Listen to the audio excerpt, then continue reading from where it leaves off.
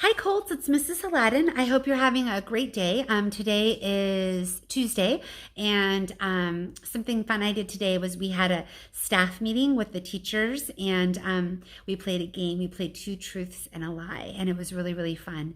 And I learned a lot about my coworkers, which was kind of a fun thing to do. So, anyways, I hope you're doing well. I'm here to read a little bit more from the one and only Ivan. And in the last chapter, this little one right here, her name is Ruby, showed up. And Stella, the big elephant, kind of took her under her wing to help her feel happy and successful. And I'm curious to see what Ruby's contribution to their environment is going to be. So let's jump back in. We're going to start with a chapter called Tricks. Even after Julia and her father leave, I try to keep sulking, but it's no use. Gorillas are not by nature pouters. Stella, I call, it's a full moon. Do you see it? Sometimes when we are lucky, we catch a glimpse of the moon through the skylight in their food court. I did, Stella says. She's whispering, and I realize Ruby must be asleep. Is Ruby all right, I ask? She's too thin, Ivan, Stella says. Poor baby. She was in that truck for days. Matt bought her from a circus the same way he bought me, but she hasn't been there long. She was born in the wild like us. Will she be okay, I ask? Stella doesn't answer my question. The circus trainers chained her to the floor, Ivan, all 4 feet, 23 hours a day. I puzzle over why this would be a good idea. I always try to give humans the benefit of the doubt. Why would they do that, I finally ask. To break her spirit, Stella says, so she could learn to balance on a pedestal. So she could stand on her hind legs, so a dog could jump on her back while she walked in mindless circles. I heard her tired voice and think of all the tricks Stella has learned. Next chapter is called Introductions.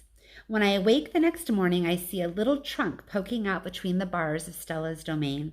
Hello, says a small, clear voice. I'm Ruby. She waves her trunk. Hello, I say. I'm Ivan.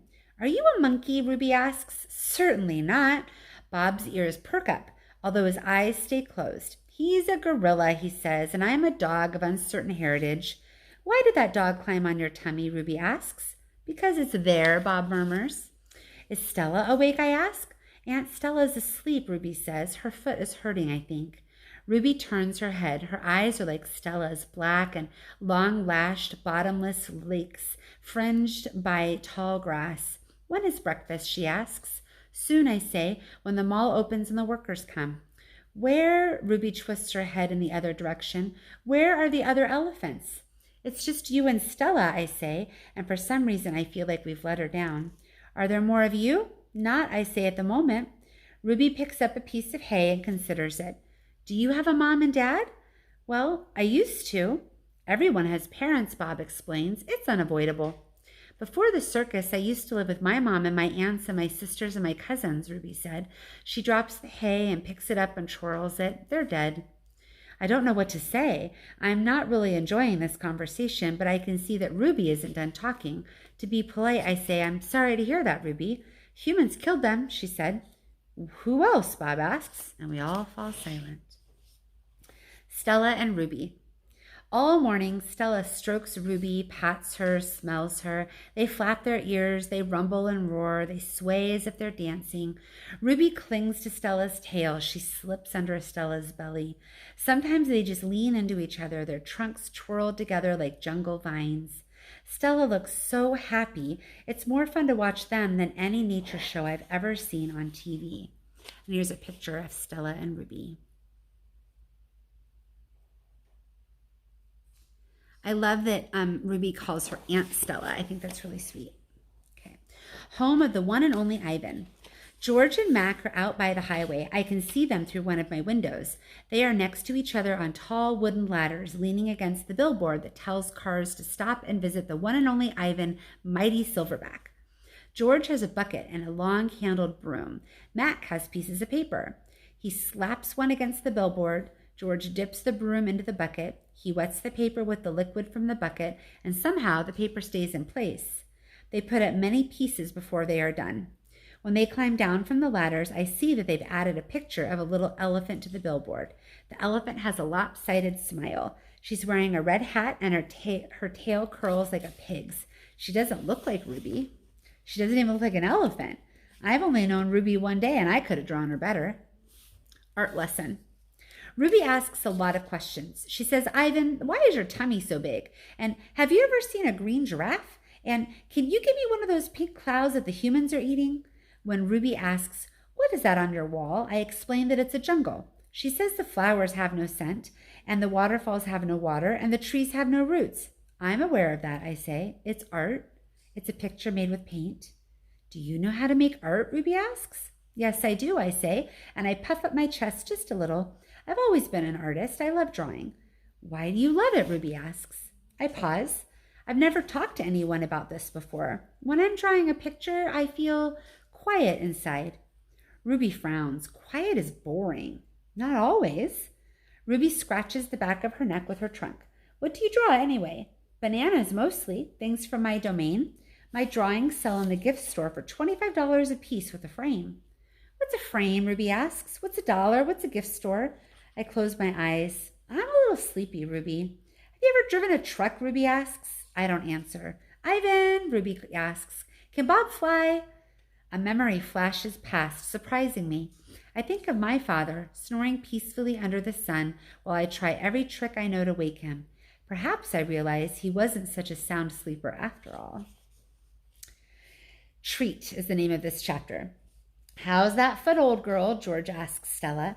Stella pokes her trunk between the bars. She inspects George's right shirt pocket for the treat he brings her every night without fail. George doesn't always bring me treats. Stella's his favorite, but I don't mind. She's my favorite too. Stella sees that George's pocket is empty. She gives George a frustrated nudge with her trunk, and Julia giggles. Stella moves to George's left pocket and discovers a carrot. Nimbly, she removes it. Mac walks past. Toilet's plugged up in the men's bathroom, he says. Big mess. I'll take care of it, George sighs. Mac turns to leave. Before you go, Mac, George says, you might want to take a look at Stella's foot. I think it's infected again. Darn thing never does heal up right, Mac rubs his eye. I'll keep an eye on it. Money's tight, though. Can't be calling the vet every time she sneezes. George strokes Stella's trunk. She inspects his pockets one more time, just in case. Sorry, girl, George says as he watches Mac walk away. This section is called Elephant Jokes. Ivan, Bob! I blink. The dawn sky is a smudge of gray flecked with pink, like a picture drawn with two crayons. I can just make out Ruby in the shadows, waving hello with her trunk. Are you awake? Ruby asks. We are now, says Bob. Aunt Stella's still asleep, and I don't want to wake her because her foot was hurting, but I'm really, Ruby pauses for a breath, really bored. Bob opens one eye. You know what I do when I'm bored? What? Ruby asks eagerly. Bob closes his eye. I sleep. It's a little early, Ruby, I say. I'm used to getting up early. Ruby wraps her trunk around one of the bars on her door. At my old circus, we always got up when it was still dark, and then we had breakfast and we walked in a circle, and then they chained at my feet, and that really hurt. Ruby falls silent. Instantly, Bob is snoring. Ivan, Ruby asks, do you know any jokes? I especially like jokes about elephants. Well, let me see. I heard Mac tell one once, I yawn. How can you tell that an elephant has been in the refrigerator? How? By the footprints in the butter. Ruby doesn't react. I sit up on my elbows, trying not to disturb Bob. Get it? What's a refrigerator? Ruby asks. It's a human thing, a cold box with a door. They put food inside. They put food inside the door? Or food inside the box? And is it a big box? Ruby asks, or is it a little box? I can see this is going to take a while, so I sit up all the way. Bob slides off, grumbling. I reach for my pencil, the one I snapped in half with my teeth. Here, I say, I'll draw you a picture of one. In the dim light, it takes me a minute to find a piece of paper that Julia gave me. The page is a little damp and has a smear of something orange on it. I think it's from a tangerine. I try my best to make a refrigerator. The broken pencil is not cooperating, but I do what I can. By the time I'm done, the first streaks of morning sun have appeared in a flashy cartoon of colors. I hold up my picture for Ruby to see. She studies it intently, her head turned so that one black eye is trained on my drawing. Wow, you made that? Is that the thing you were telling me about before? Art? Here's a picture of Ivan showing Ruby his art.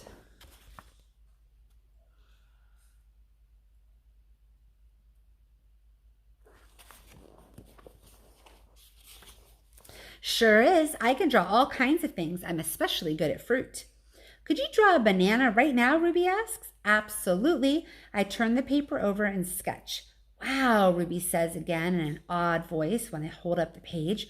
It looks good enough to eat.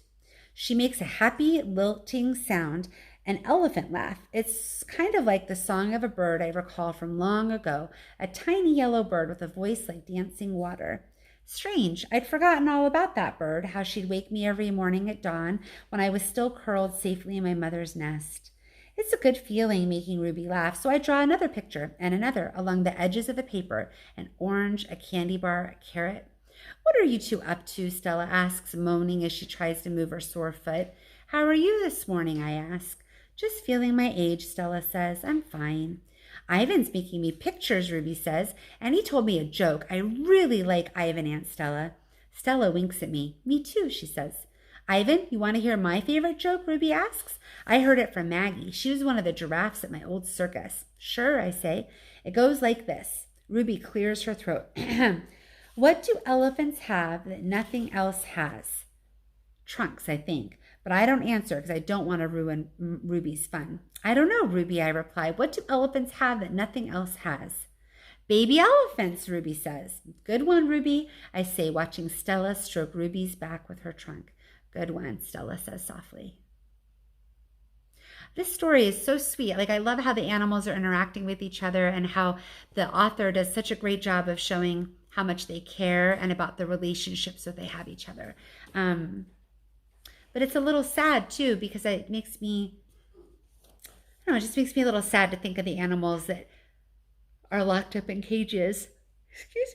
Locked up in cages, and maybe they have a lot they want to say and we just can't hear it. It makes me wonder. All right, well, tomorrow we'll read some more, and we're already on page 97. Can you believe it? So we're about a quarter of the way through this book. Oh, more than that, almost a third of the way through the book. So we're making good progress. I'll see you guys later, okay? Take care, Colts. Be kind to each other. Bye.